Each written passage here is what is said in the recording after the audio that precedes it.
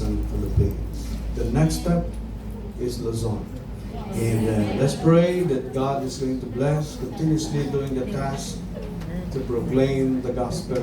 Magiging busy tayo sa gawain because Jesus Christ is coming back. Wala na tayong panahon sa mga bagay-bagay kung ano pa because Jesus Christ is coming back. A name you can trust. Maraming nagsasabi na Palangye, Andres, Bonifacio. Sa pangalan pa lang mapagkatiwalaan na. Merong isang malaking company na nag-offer ng education, security, insurance. Ang catalog nagsasabing, a name you can trust. But millions, thousands,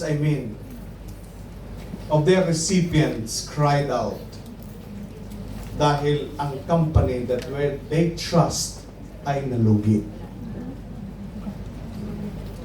They filed case, but their money gone. When you come to politics, some people said, sa pangalan pa lang niya, mapagkatiwalaan na. Panalo na tayo when we go to the name politics and politicians. But where are they? Wala. Friends, kaibigan, wala rin. You understand what I'm saying?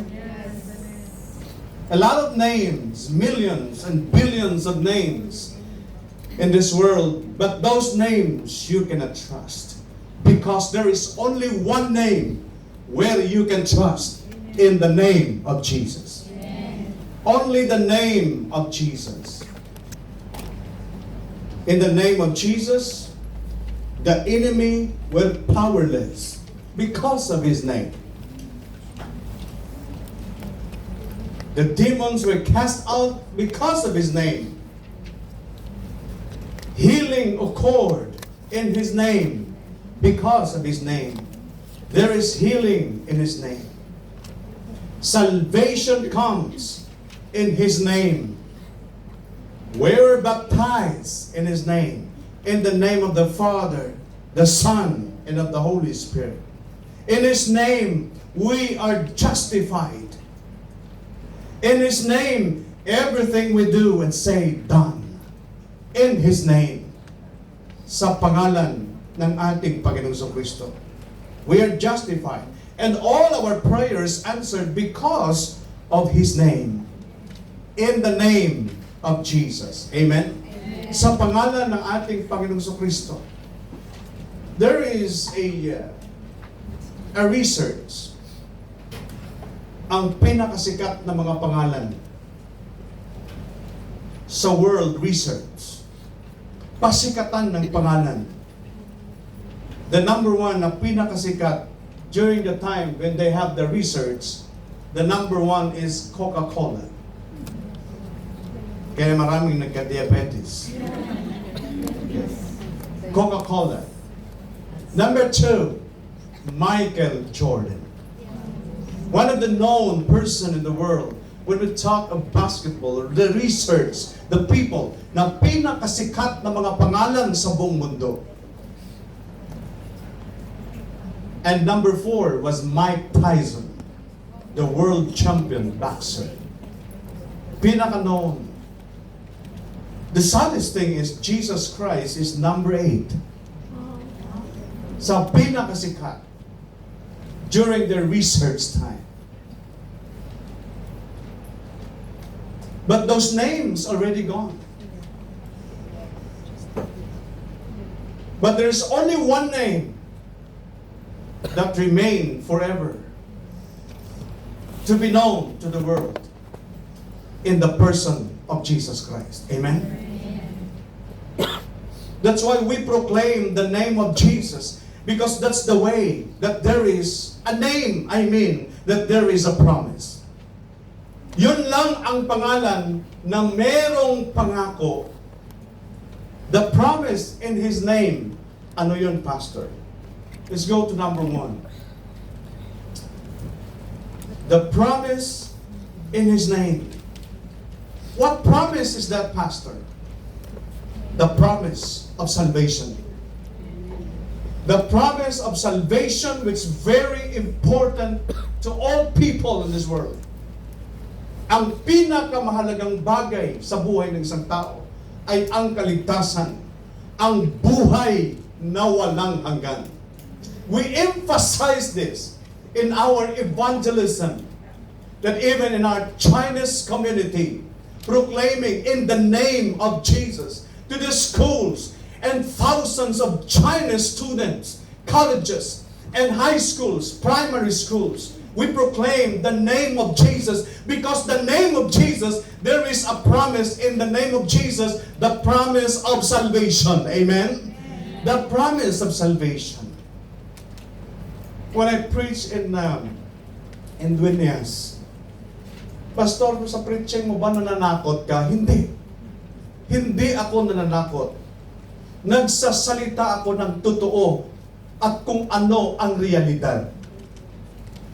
Maraming nakarealize, ano bang preaching ni Pastor? Alam mo kasi, iba yung idea ng mga taga-convention sa preaching.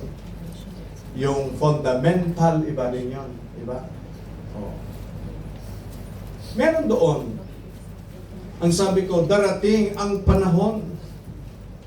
Napakalawak ng iyong kwarto ngayon, yung room mo, napakalawak. Pero darating ang panahon na hihiga ka sa isang higaan na ikaw lang ang kasya. They wonder why. Oh, ano yung preaching ni Pastor? Bakit mga higaan yung pinipreach niya? At yung hinihigaan mo, ipapasok yan sa isa pang lugar na yun lang ang kasya. At walang sino man sa atin ang exempted diyan. Are you following me? Sa Hong Kong, susunugin ka. That's cremation. Abo ka na lang. Abo na lang. Sa Pilipinas, ma-preserve ka pa. Diba? Ilang gamot pa yung itutusok sa'yo para ma-preserve yung katawan mo, ang ating katawang lupa. There, every one of us, we have an appointed time. Realistic tayo sa preaching. That every soul might be reminded of the things about our destination. Aside, maabutan ka ng rapture.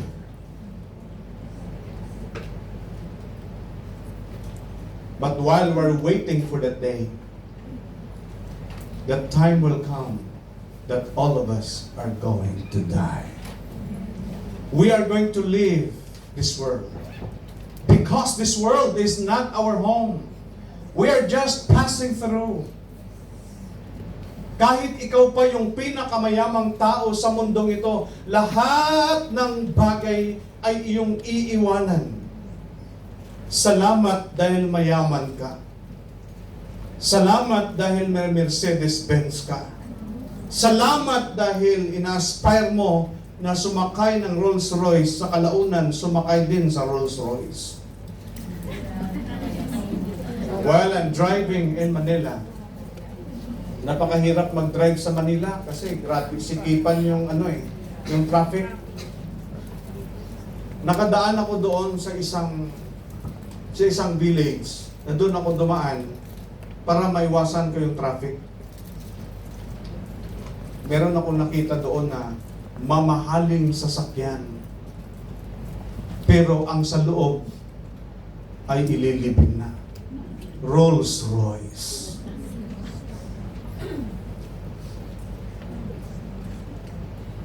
People in this world aspiring many things. Lack of understanding about their eternal investment. Lack of understanding about the value of spiritual things. But we as believers of Jesus Christ, we need to be mindful of these things. Nasa puso natin ito, that there is a promise. The promise, what is that promise, Pastor? The promise of eternal life. The most important thing in your life. Because every one of us, there is an appointed time. When? When is that, Pastor? I don't know. Di ko alam.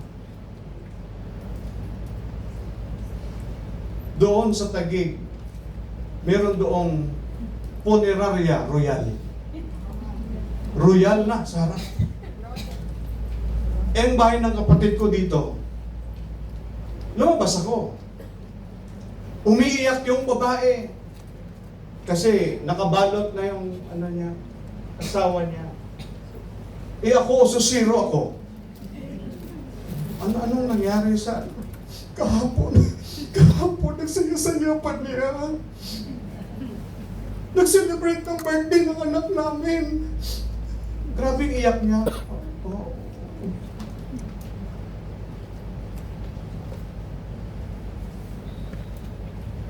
Ano nangyari? Hindi ko naman sa kano-ano, ba't ako nagtatanong? Uminom kasi siya ng beer, tapos kumain ng litson. Pag alas 11 ng gabi, inatake siya. Hindi na nakasurvive. Pagkahapon, diretso na sa puneraria. Previous days, they enjoy. They enjoy everything. But when death comes, listen carefully. What next? You enjoy 9 o'clock. But 11 o'clock, you burn in hell forever. You see the value of the promise. That many believers, that sometimes they set aside this kind of promise. This is not valuable to them. They don't have value about eternal life. They don't realize of these things, that the most important thing is the promise of eternal life. Kakauwi lang ng isa nating kapatid. Inuwi na sa Pilipinas because of breast cancer. Ang isa ay ang tawag dito, colon cancer. Last week lang, inuwi na sa Pilipinas an OFW. One of the member of the church, our sister church, the KIBC Filipino congregation in La Chico. You see the importance of life? You see the importance of your eternal destiny? While we are in our short-term evangelism Philippines, looking forward for these children, looking forward for these people in our community, are they saved? This is the question. Are they saved? When I was in China's community, my question is, are they saved? When I have been students, thousands of Chinese students, are they saved? That's the question.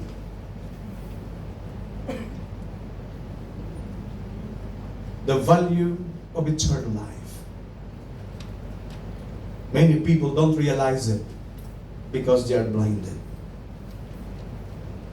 But when time comes, listen, but when the appointed time comes, you will realize it.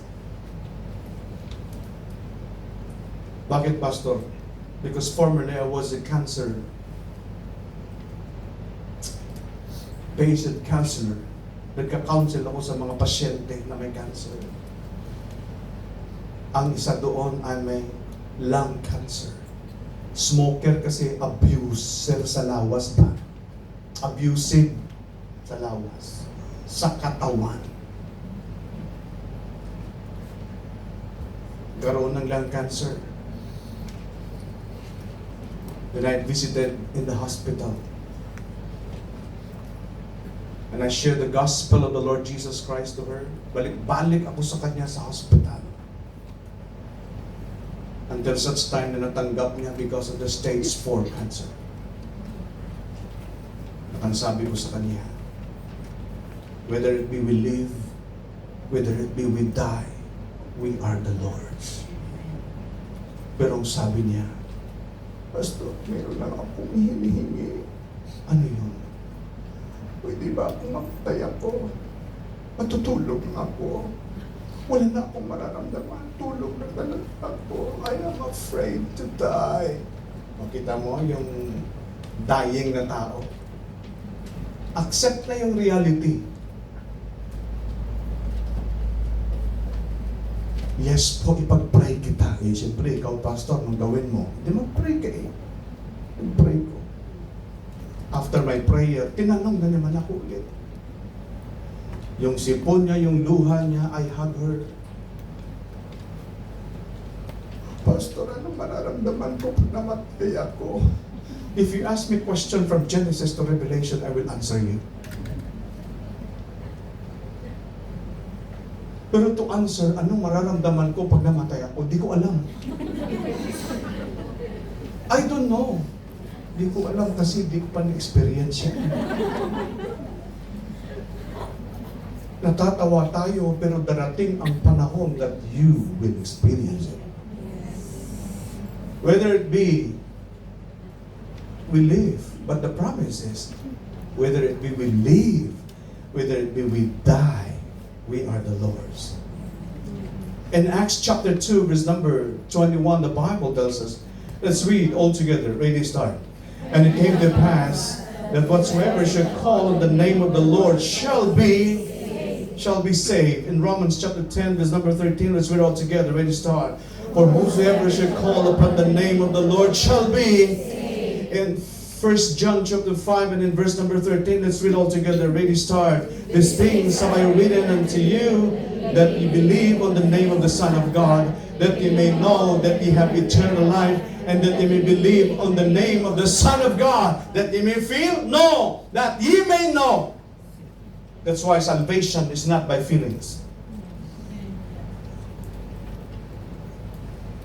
The real assurance of salvation, that you know that you are saved. Are you saved? Amen. That you know that you have eternal life. That you know that Jesus died on the cross. That you know that Jesus Christ buried and rose on the third day. That you know that He will come again.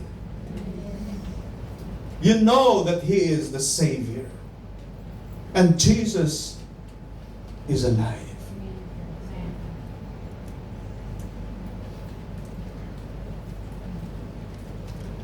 And I praise God for that. The assurance of salvation. Ang mahalagang bagay sa buhay na ito ay ang ating kasiguruhan. Salamat dahil may trabaho ka. Amen? Amen. But your work is not your assurance. Not your insurance. Salamat sa Diyos dahil marami kang naipon. O yung iba nagrarason na ipon na utang. Hindi ganyan. Marami kang naipon sa bangko. Praise the Lord. Yung iba, meron tayong mga kapatid, salamat sa prayer sa ating mga KFBCians na nandun sa Iloilo, sa reunion.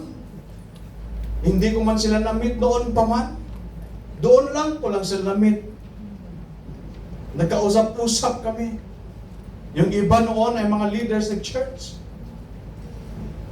Masayang-masaya sila sa fellowship na yon. And they miss Colon Filipino Baptist Church.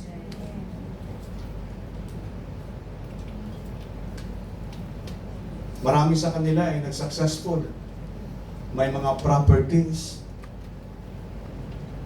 May mga negosyo dito, negosyo doon.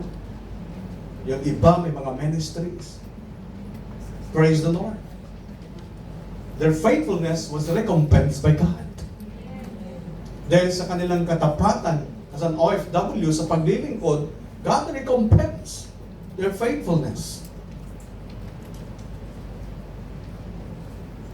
Yung iba ay matanda na. I'm sorry. Sorry. Hindi pala, mali. May edad lang. And some of them are, recycled teenager. Dahil lang sa mga high five, enjoy na sila sa high five. Mga tang out, enjoy na sila sa tang out. And have a good fellowship. But it doesn't matter.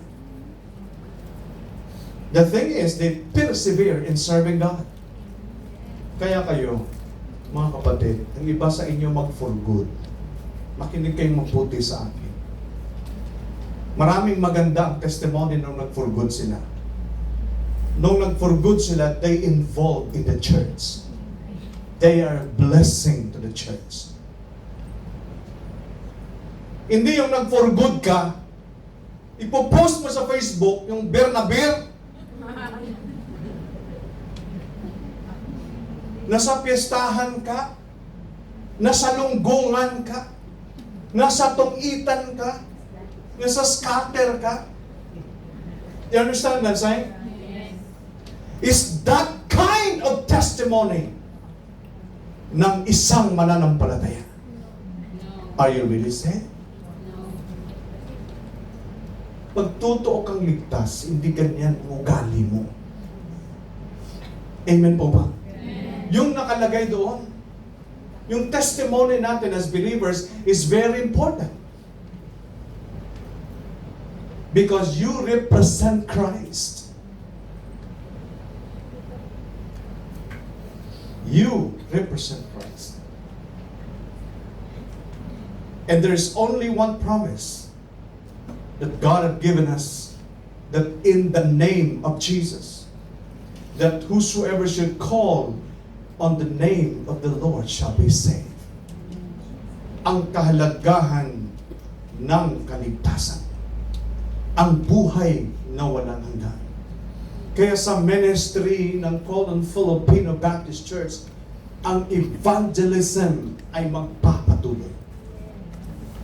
That every member of the church is an ambassador of Jesus Christ. We represent Christ to the world. That where we proclaim Christ crucified, that's our message. The church will not multiply if evangelism will not continue.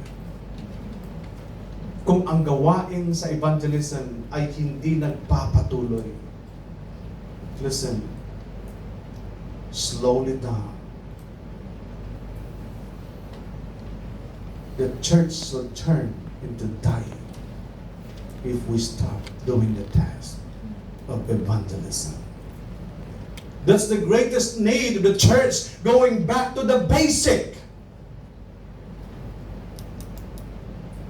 That's why when I was invited to preach in the missions conference, a lot of pastors are there. The hundreds of pastors are there. I told them, ang sabi ko sa kanila, marami na kayong alam sa theology from Genesis to Revelation. You know everything from the Word of God. But what about evangelism?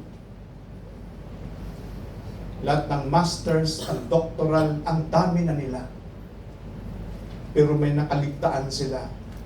But even my students, 35 of them, I meet them. All of them are missionaries. That's why sinasabi ko sa inyo, ipag-pray natin na ang Colon Filipino Baptist Church ay mag-send out ng missionary. Para pag nag-step tayo, doon tayo. Amen po ba? Amen. Let's send out from KFBC. One from Luzon, one from Visayas, and one from Mindanao. Para pag nag-short-term evangelism tayo, we will go to the church that's sent by KFBC. At doon tayo tututok lahat. Tutukan natin ang lugar na yan. That's vision. I'm just imparting it to you. Sharing this to you. Itong nakita ko sa step. that planted by God in our hearts to see. The someday magkaroon ng step, you go to the FBC church. Doon tayo tututo. At ang church na yon, balang araw mag-send out din ang missionary. Pagka next step na naman natin ulit, we go to the church where we are. Doon magtututo. Ang FBC, that is church planting. Pagka next naman, another missionary. Balang araw, you will realize what I'm saying. Someday, if I'm gone, you will realize what I'm saying about the importance of church planting. When Guangxi, China, sent me an invitation to have a conference, a pastor's conference. Have you ever remembered them? The Chinese coming here from Guangxi? What about if I caught?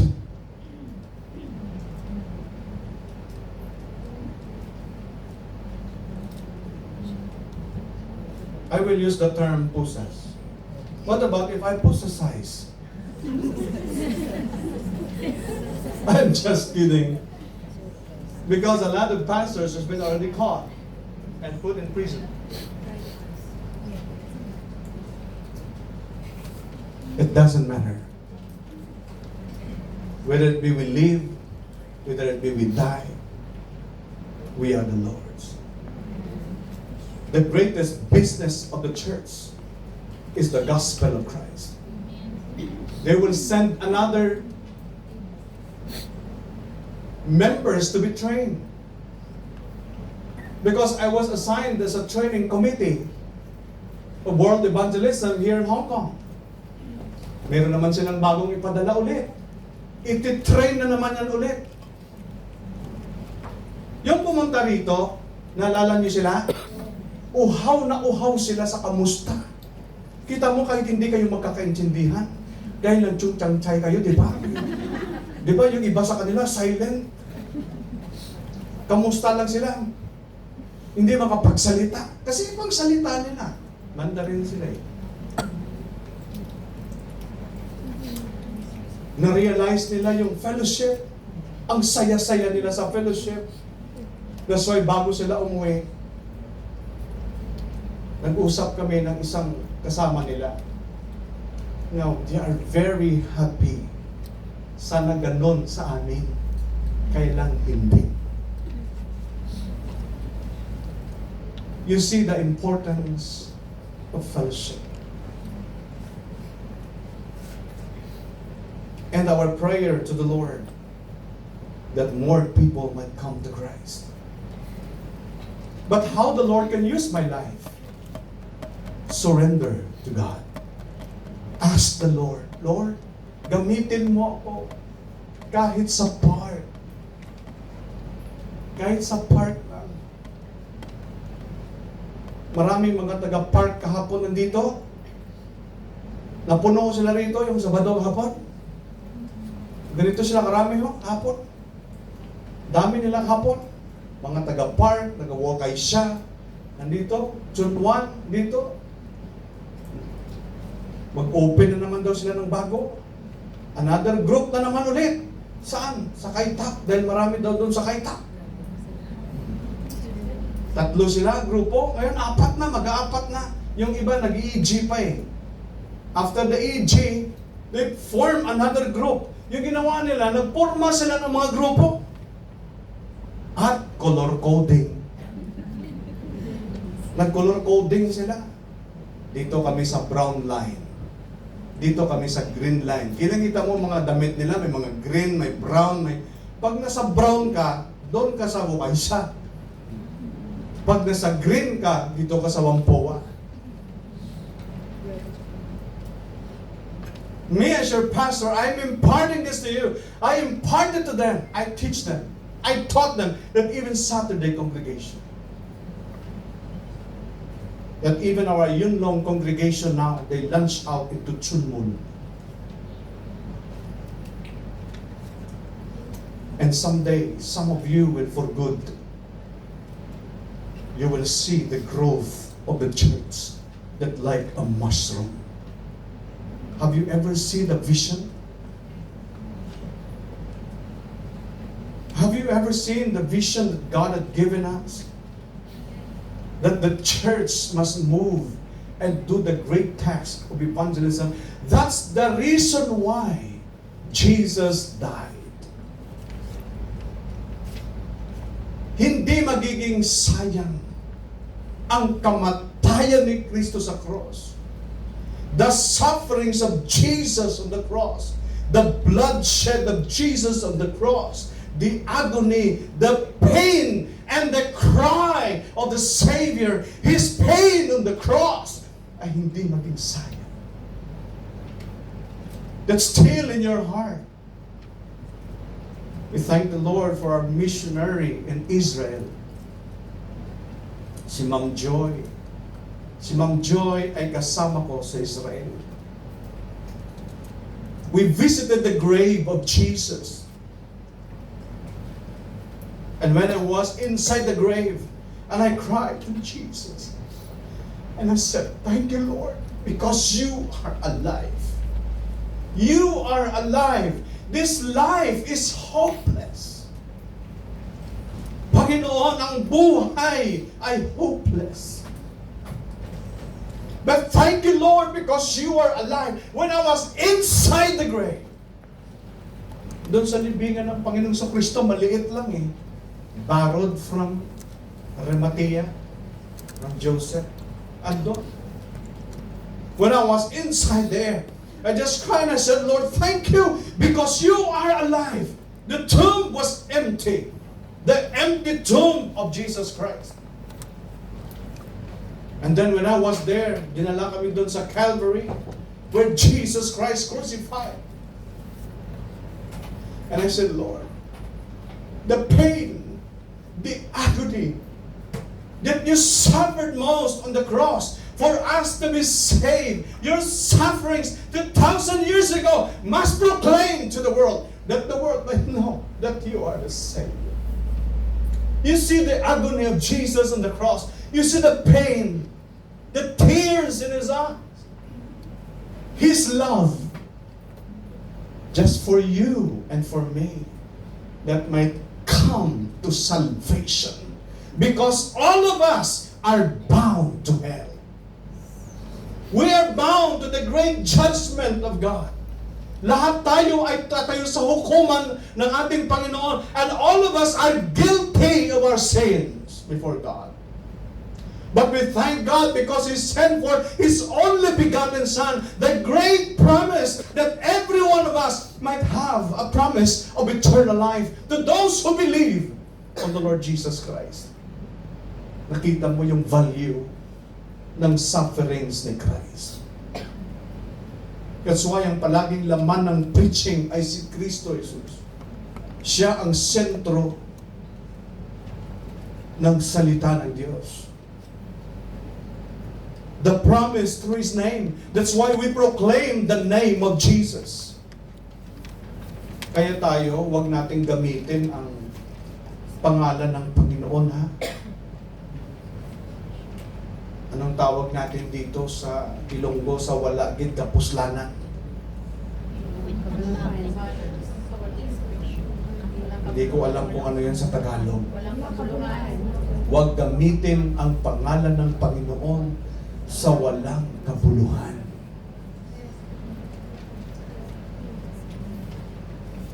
And one time, tinitempt ako ng isang tao. Bulangero siya. Yung bang sugal? Ano bang tawag sa sugal? Yung pano ng manok ang tawag? Sabong. Sabi niya, Pastor Raymond, may derby kami mamaya. Pastor, please pray sa aming team na kami ay manalo. Bawd ako gilang porsyento sa simbahan. Malaging 12% bibigay sa simbahan. Ayaw mo? Mag-pray. Bisita namin sa church ba? Sabi ko, grabe naman to, nadala pong pasto sa derby. Sabi ko, Brad, para hindi naman siya ma-hurt. Alam mo kasi sa ethics ba, pastoral ethics ba? Alam mo, Brad, ingatan kayo ni Lord na walang masamang mangyari sa inyo. Pero hindi ko sinabi na pumunta sa derby. Basta sabi ko lang, kayo talaga, sabi ko lang, ingatan kayo ni Lord. Masama ba yun? Ingatan kayo ng Panginoon. Hindi ko naman pwede nga, Panginoon, pinagpipray ko, yung, pati yung manok, hawakan mo pa. Hindi yun. Ingatan kayo ni Lord. Yeah, Pastor, thank you, Gip. Sige, ingat kayo, go in peace. Ganda pa ng sasakyan eh. O, nanalo. Ayaw mo? Alam mo, Brother Marlo, yung namatay na ba? Yung manok na namatay sa... Yung bihag. Yung isa tumitinga-tinga pa. Pastor, sarap to adobuhin. O, ayaw mo ng adobo? O, kung ikaw, pastor, anong gagawin mo? Dapat may wisdom ka doon. Para di makompromise ang puso mo doon. Pera pinag-usapan eh.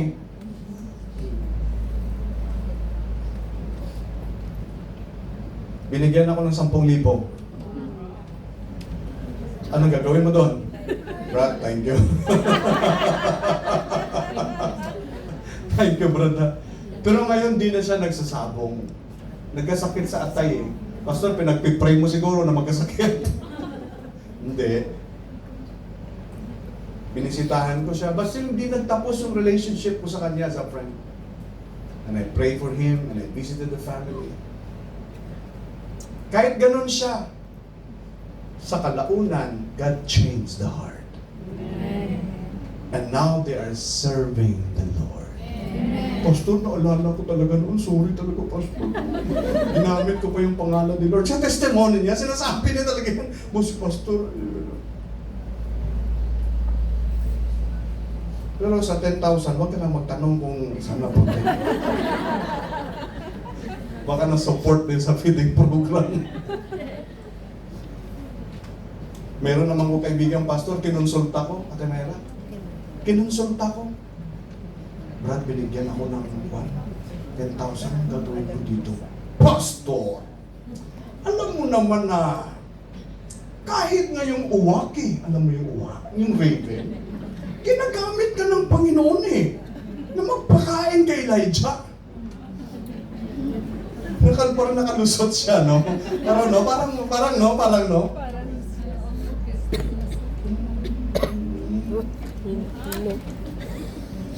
Pero wag na kayo magtanong. Noon pa yun. May wisdom na ako doon. Matindi mo.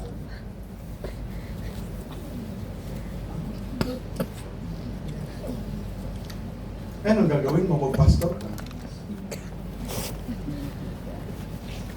Meron ng pastor, may illustration sa dala niya yung aso. Namatay ang kanyang aso. Dinala sa Baptist Church. Bible Papa. Siling isang pastor. Alam mo naman na hindi ako naniniwala. Alam mo yung aso yan, walang kaluluwa yan. Galipin ka na. Eh, pastor, kailangan talaga magkaroon ng parang misa ba? Pwede rito. Ate, kung ganun, pastor, doon ko na lang kasi magbibigay sana si ma'am ng 100,000 sa... Ba't hindi mo sinabi na baptis yung aso mo? Saan na sinabi mo ng aso mo baptis?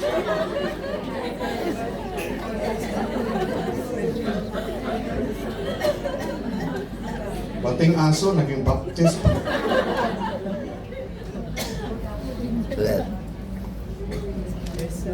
It doesn't matter about the things. But it's all about the relationship with people. Proclaiming the gospel of Christ because Christ has a promise for salvation. Ako, hindi ko tinitingnan yung ano ng tao, yung mga negative na bagay sa buhay ng tao. Tinitingnan ko kung paano siya gamitin ng Panginoon. In a very positive way. Ikaw, marami kang kasawayan.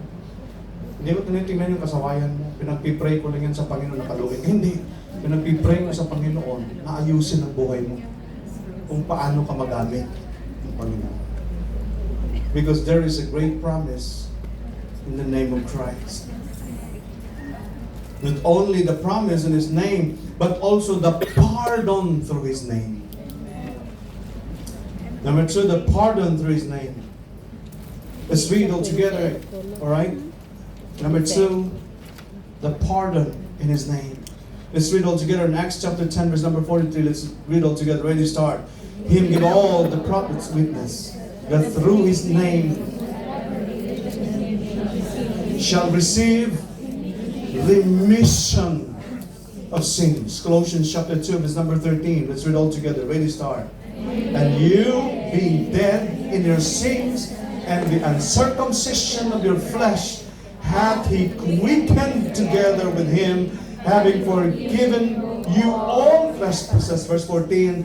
In whom we have redemption through His blood, even the forgiveness of sins. You see, on how we receive the forgiveness of our sins. This is the assurance of your life.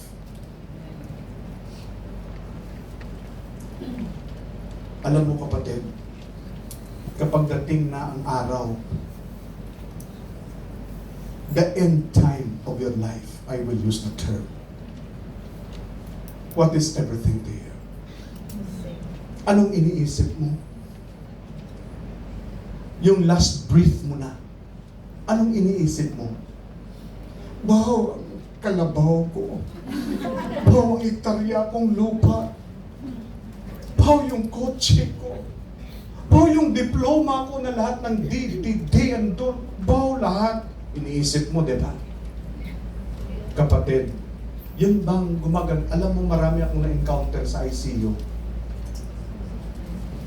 Yun bang maputol hininga na, alisin mo lang yung respirator, tapos na. Yan ang nangyari sa nanay ko. Konting heartbeat na lang. Tumataas na tumataas yung bayaran sa ICU per day. Ang suggestion ng doktor sa akin, alisin mo na lang yung respirator. Kasi mapapass out naman yan eh. Nag-usap kami magkakapatid. Pati yung taga Manila, tinawagan ko, alisin ko ang respirator. Yung iba nagsasabi, mercy killing yan eh. Pag inalis mo yan, you kill your mom. Pag alisin ko, sabi ko, Dok, hindi ko kaya. Na ako mismo magkaroon ng mercy killing sa nanay ko. No, I don't. But naturally, I just sit down and go to the church and pray to God for His mercy to my mom. And after an hour, tinawagan na ako, just come here. At the last breath of my mom, she never think about the things of life. Because all things in this world will remain in this world. Ay, likot. You came to this world and you brought nothing. And you leave this world and bring nothing. Sino ba sa atin ang ipinanganak sa lupang ito na nakasuot na ng pajama?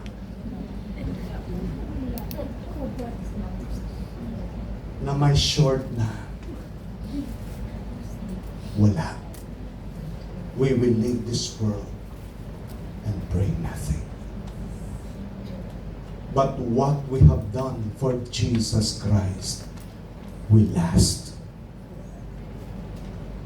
We thank the Lord for the forgiveness of our sins. Praise God, we are forgiven. Kung pwede lang, ilabas yung anong klaseng buhay tayo, lagyan dito ng, katulad nito, TV, ilabas ang buhay mo nung ipinanganak ka hanggang ngayon. Papakita ba? Halimbawa lang, i-rewind. Ikaw yung nakakaalam nun. Ako, pag i-rewind ang buhay ko, isa ako sa pinakasuklam na tao sa ibabaw ng lupa. Kung may magsasabi pang siya'y marumi, mas marumi ako kaysa kanya.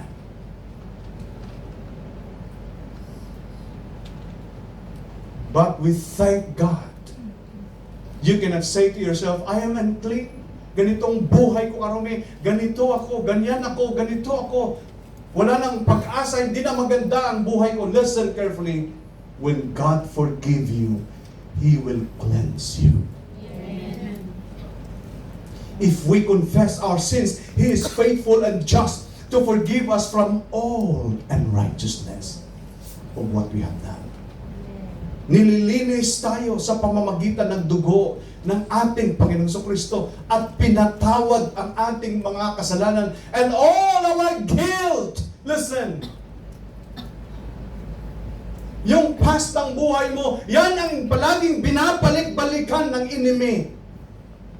It always impute to your mind na ganito ka karumi, ganyan ka klaseng tao, ganyan ka noon. Because in the book of Revelation, He is the accuser. He will accuse you before God of your sins. But praise God, because all our sins forgiven, where? On the cross of Calvary. On the cross of Calvary, all our sins forgiven through the blood of Jesus Christ. Kaya panalo ang believers. Ang guilt mo, kapatid, lagi yung ini-impute sa'yo ng enemy. Kristiyano, ano ka kaya noon? Tingnan mo yung buhay mo noon.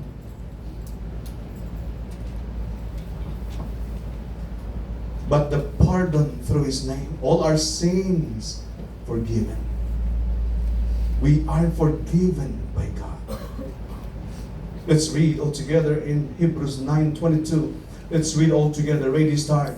And almost all things are by the law purged with blood, and without shedding of blood there is no remission for sins. Walang kapatawaran ng kasalanan kung wala ang dugo ni Kristo Jesus. Praise God. Hallelujah. Amen?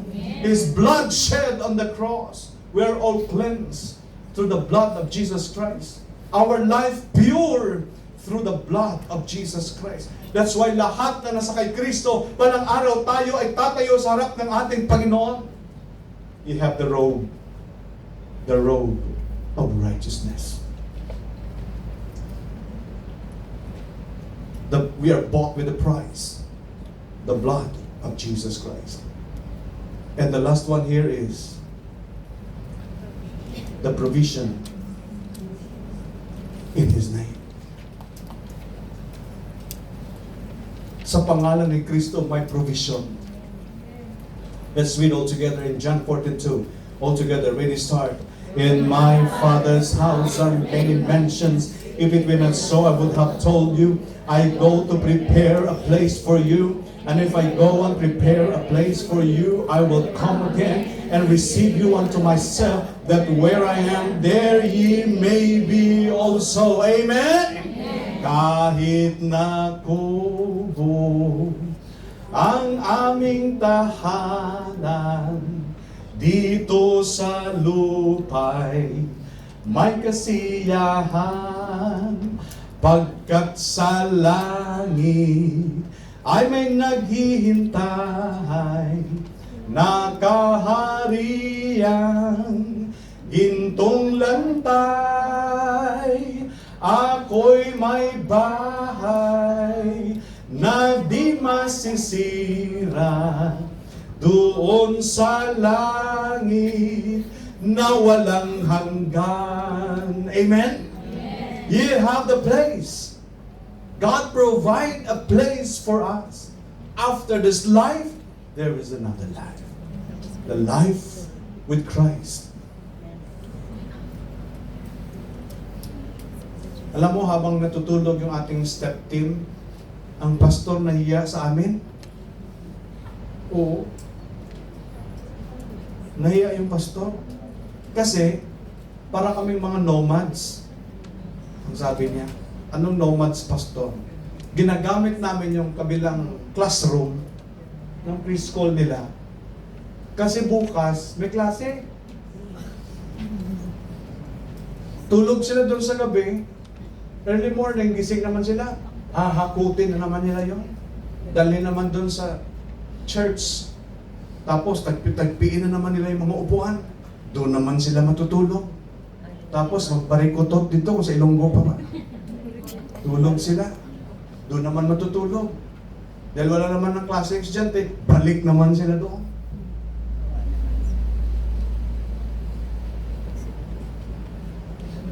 The place, the permanent place that God prepared. Our eternal place in heaven. Heaven is a beautiful scenery. A wonderful place. Mga kapatid, tumingin kayo rito. Malapit na. Malapit na tayo'y makauwi sa lugar na ipinangako ng Panginoon.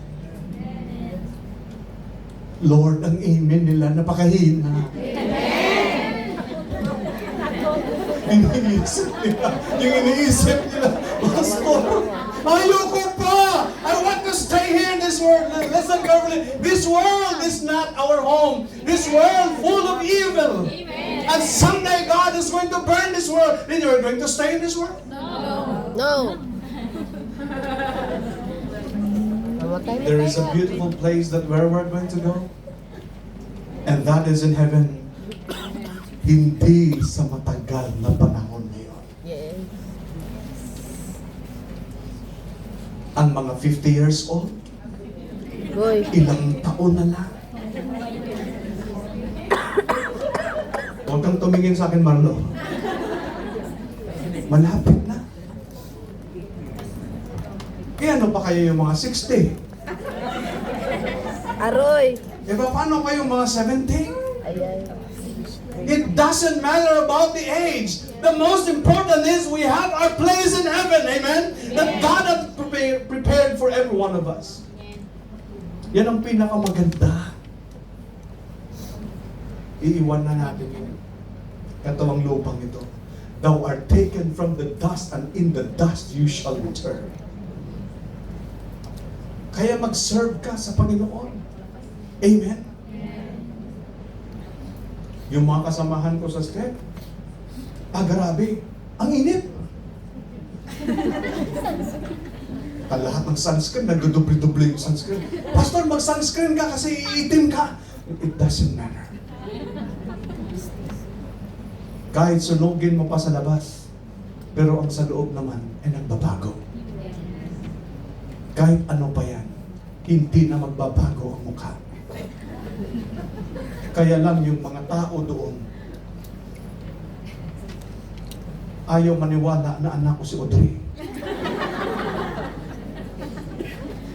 Marlo, ayaw na maniwala. After ng ating seminar sa medical mission, sabi ko, ito ay aking anak. Sabi ng mga tao, hindi nga.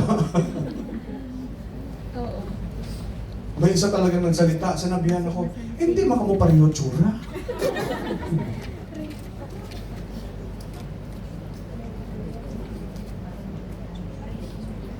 Pareho ilong lang lain. Mana sa ilong niya ang ilong. Let us read Ephesians chapter 2, verse number 7. Let's read all together quickly. Ready, start. That in the ages to come, He might shew the exceeding riches of His grace in His kindness toward us through Christ Jesus. The Lord is so kind. Kahit ganyan na ang ginagawa mo, pagkising mo sa umaga, God is so kind. Have you ever realized that? Kahit anong attitude mo, kahit anong ugali mo, kahit yung karakter natin na lulubog, lilitaw tayo sa paglilingkod.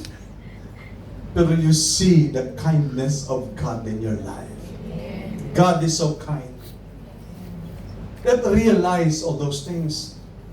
And the kindness of the Lord teach us that we might be more faithful to Him. We need not to abuse His grace, His favor toward us. Then sasabihin natin, what's the provision of this life?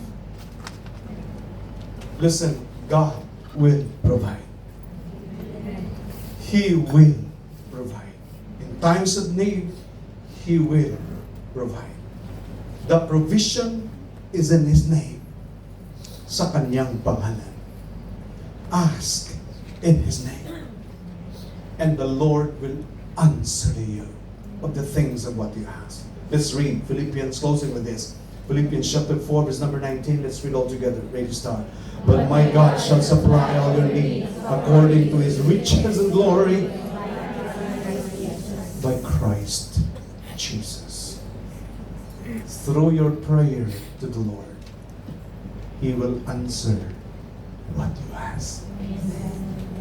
A faithful man is abound with the blessings of God. We thank you. Thank you, Heavenly Father. Bringing the message to your people is already done. But thank you for your faithfulness toward us. Thank you for your grace. Thank you for your compassion to us, Lord.